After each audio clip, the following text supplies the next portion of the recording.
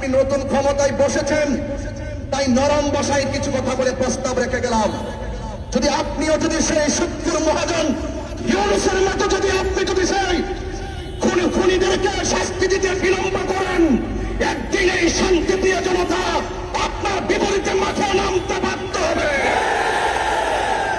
যখন আমার ভাই রইসুদ্দিনকে নির্মমভাবে মিথ্যা অপবাদ দিয়ে মব ভায়োলেন্সের মাধ্যমে হত্যা করা হয়েছিল, তখন ক্ষমতায় কে ছিল?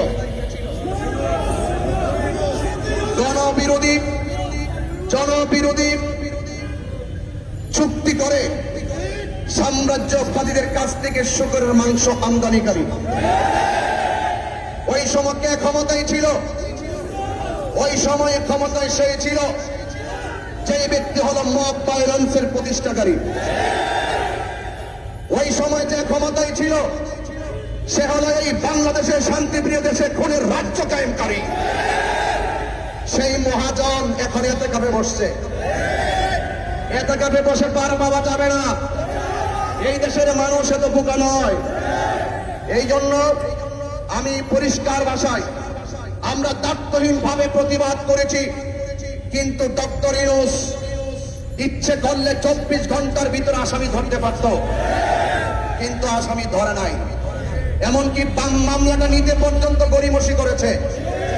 এই জন্য কথা হলো একটাই, যে হাত খুন করে যদি এই দেশে যদি সুষ্ঠু বিচার না করা হয়, যে হাত খুন করে সেই হাত রাখবো না ইনশাআল্লাহ।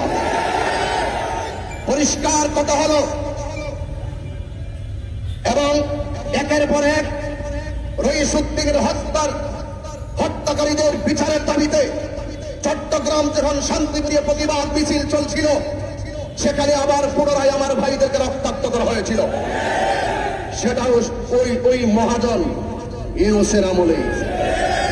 এই জন্য আমি বলবো, এই ইউনূস এই দেশকে, দেশের মানুষের আবেগ নিয়ে খেলা করে এই দেশটাকে খুনের রাজ্য প্রতিষ্ঠা করেছে।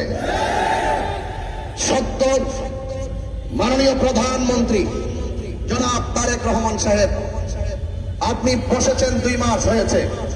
এই জন্য আপনার কাছে আমি অনুরোধ করব, মেহেরবানি করে ইতিমধ্যে আপনার সামনে একটি স্মারকলিপি প্রস্তুত করা হয়েছে।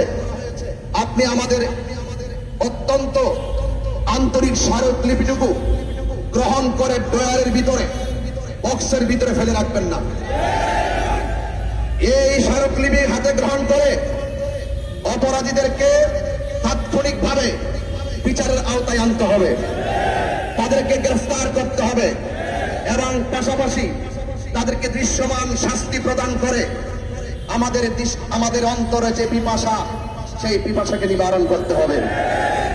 আর যদি এর ব্যতিক্রম করেন, আমরা এই দেশের শত্রু নয়, আমরা এই দেশের শান্তি চাই, আমরা মানুষের অধিকার প্রতিষ্ঠা করতে চাই, সম্প্রীতির লক্ষ্যে কাজ করতে চাই।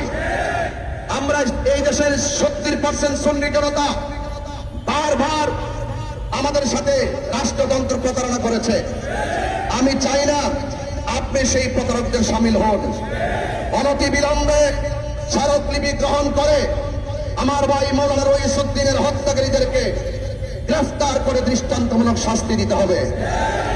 আর যদি দৃষ্টান্তমূলক শাস্তি দেওয়া না হয়, আপনি ভালো করেই জানেন, এই সেই ঢাকার প্রেস ক্লাব 4-5 জায়গায় বাধা দিয়ে কিন্তু আমাদেরকে দাবি রাখতে পারে নাই। আজকে আমার ভাইয়েরা, আপনারা সবাই ঐক্যবদ্ধ থাকুন এবং সত্য ন্যায় ইনসাফ প্রতিষ্ঠায় রাজপথে থাকুন, সেই আশাবাদ ব্যক্ত রেখে বিদায় নিচ্ছি। আসসালামু আলাইকুম ওয়া রাহমাতুল্লাহি ওয়া বারাকাতুহু। স্ত্রী তার স্বামীকে হারিয়েছে, সুন্নি জনতা একটি নিবেদিত প্রাণকে হারিয়েছে। আমরা এই চিত্র দেখে আর বরদাস্ত করতে পারি নাই। আমরা বিগত 1 বছর হয়ে গেল প্রশাসনের কাছে আমরা অপরাধীদের শাস্তি দাবি করেছি।